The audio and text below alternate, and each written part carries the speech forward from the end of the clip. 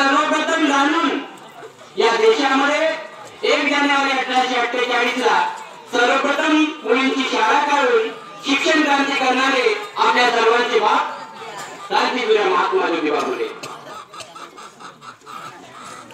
या देशातील दीनदलितांचं, दुबळ्यांचं, शेतकऱ्यांचं, कामगारांचं सर्वांचं राज्य उभं राहिलं पाहिजे यासाठी काम करणारे आपले सर्वांचे राजे छत्रपती शिवाजी महाराज। माणसाच्या मनातील नाही, गावागावातील नाही तर माणसाच्या मनातील गाठ स्वच्छ करणारे संत गाडगे बाबा।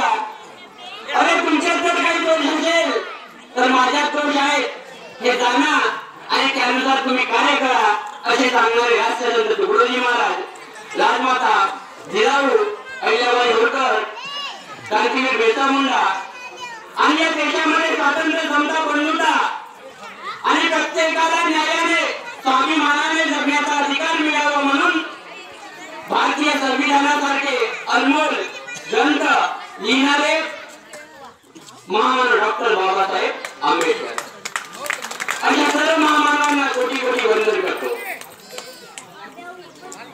आज 3 जानेवारी सावित्रीबाई फुले यांची जयंती आपल्याच गावात नाही तर संपूर्ण देशामध्ये मोठ्या उत्साहाने साजरी होत आहे।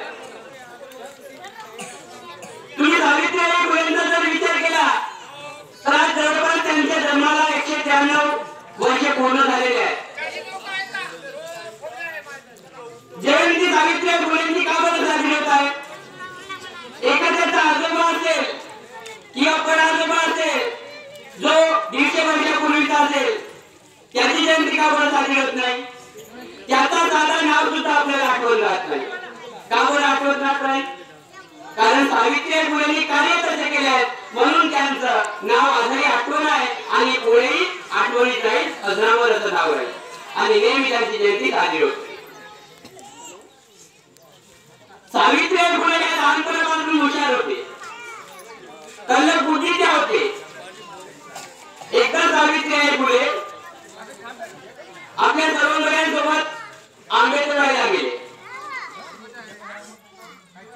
आंबे तोडता तोडता त्या झाडावर एक साप आला। तो साप या मुलांचा ओरडण्याचा आवाज बघून सावित्रीबाई फुले आणि त्यांच्या ते सवंगडी होते त्यांच्याकडे वळला। सगळे घाबरले पण सावित्रीबाई फुले घाबरली नाही। सावित्रीबाई फुलेंनी एक दंडा घेतला आणि त्या सापाला ठेचून काढले। मग सावित्रीबाई फुलेंनी फक्त एकाच सापाला ठेचून काढले का? नाही। सावित्रीबाई फुले पहिल्याच्या काळामध्ये मुलींना शिक्षणाचा अधिकार नव्हता पण महात्मा फुलेंनी जाणलं की नाही स्त्री शिक्षणाशिवाय या देशाची प्रगती होणार नाही। मग आपण जर स्त्री शिक्षणाची सुरुवात करायची असेल तर सर्वप्रथम आपल्या घरापासूनच करायची म्हणून त्यांनी सर्वप्रथम सावित्रीबाईला शिकवलं। मग आपल्या घरातील स्त्री शिकली तर या देशातील सुद्धा स्त्री शिकली पाहिजे म्हणून महात्मा फुलेंनी 1 जानेवारी 1848 ला पुण्यातील मुलींच्या वाड्यामध्ये पहिली मुलींची शाळा काढली। मग त्या शाळेतील विद्यार्थ्यांना शिकवणार कोण? हा प्रश्न पडला नाही। मग आपली सावित्री जर शिकली आहे मग का बरं आपल्या सावित्रीच्या नात्याने त्यांना शिकवायचं नाही? आणि महात्मा फुलेंनी ठरवलं की नाही आता माझी सावित्री या देशातील मुलींना प्रगत करणार, सुशिक्षित करणार। मग सावित्रीबाई फुले शिकवायला शाळेमध्ये जात होते। मग तेव्हाच्या काळामध्ये मुलींना शिकण्याची बंदी होती कारण जे पहिल्याची भाषा होती त्यांना माहिती होतं की नाही या देशातील जर मुली शिकल्या तर मोठमोठ्या पदावर जातील, आपली जी काही भविष्यवाणी आहे ती बंद होणार। म्हणून त्यांनी स्त्री शिक्षणावर सावित्रीबाई शिकवायला जाणार नाही यासाठी वेगवेगळे प्रयत्न करायला लागले। वेगवेगळे प्रयत्न करूनही सावित्रीबाई थकले नाही। मग त्यांनी म्हटलं की नाही अशी काही सावित्रीबाई थांबणार नाही। मग त्यांनी सावित्री आईच्या अभ्युन्नतीचा डाव आखला। सावित्रीबाई रस्त्याने चाललेल्या होत्या, 2-3 अघोषित विचाराचे लोक सावित्रीबाईच्या साडीच्या पदरावर हात घालण्यासाठी पुढे जात आहेत। सावित्रीबाईच्या पदराला हात घालत आहे तोच सावित्रीबाईने हात लगावली, घर घर घर घर घर घर घर फिरत जांभवले.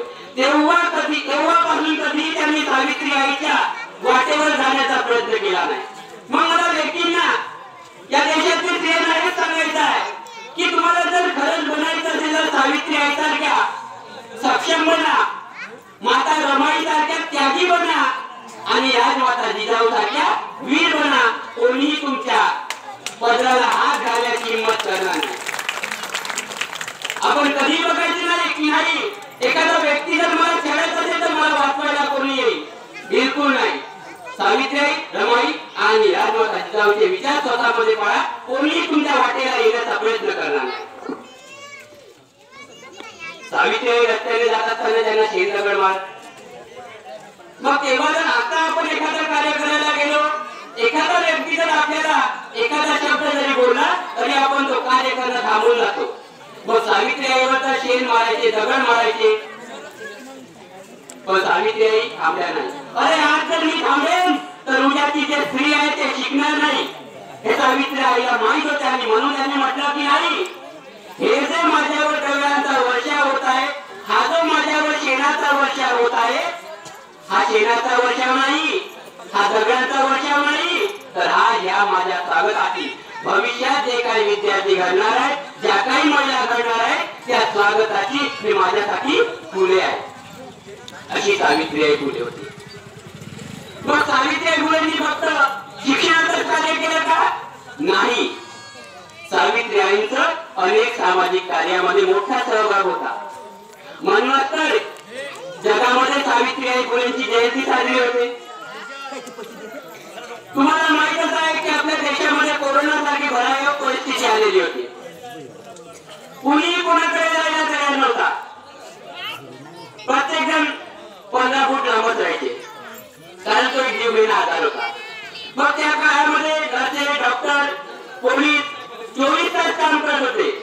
ते तेव्हा मला सावित्रीबाईची आठवण व्हायची. का बरं सावित्रीबाईची आठवण व्हायची? कारण सावित्रीबाईच्या काळामध्ये प्लेगची साथ आलेली होती. तो इतका भयावह आजार होता की त्या आजाराची जर घास झाली तर तो व्यक्ती मृत्यू पावत होता. मग असाच एक विद्यार्थी त्या आजाराने ग्रासलेला होता. त्या विद्यार्थ्याला त्याला कोणी हात लावायला तयार नव्हते.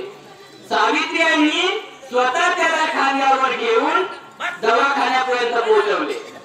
तो मुलगा वाचला, मात्र सावित्रीबाईला त्या रोगाची लागण झाली आणि त्या आजारामुळे सावित्रीबाईंचा मृत्यू झाला. बघा, महामानव किती त्यागी असतात. ते आपल्या जीवाचा कधीही विचार करत नाही. आणि म्हणूनच आपण या महामानवाची जयंती साजरी करत असतो. आज त्या सावित्रीबाई फुलेंची, महात्मा फुलेंचा संघर्ष आहे. जो आज माझ्या देशातील, तुमच्या गावातील एखादा व्यक्ती ग्रामपंचायत सदस्य होतो आहे, एखादा व्यक्ती ग्रामपंचायत सरपंच होत आहे, एखादी स्त्री पंचायत समिती सदस्य होत आहे, एखादी स्त्री पंतप्रधान होतो आहे, एखादी स्त्री राष्ट्रपती होतो आहे. हे सावित्रीबाईची पुण्याई आहे.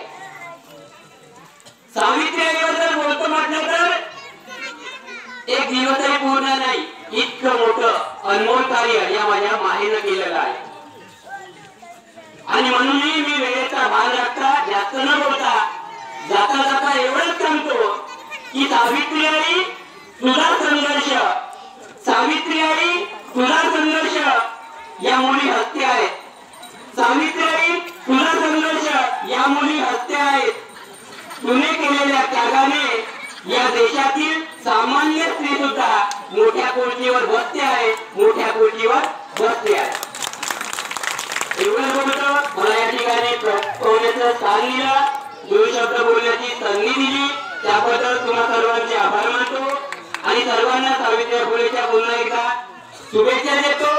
आणि माझे 2 शब्द इथेच मी थांबवतो. जय ज्योती, जय ज्योती, सावित्रीबाई फुलेंच्या विचारांचा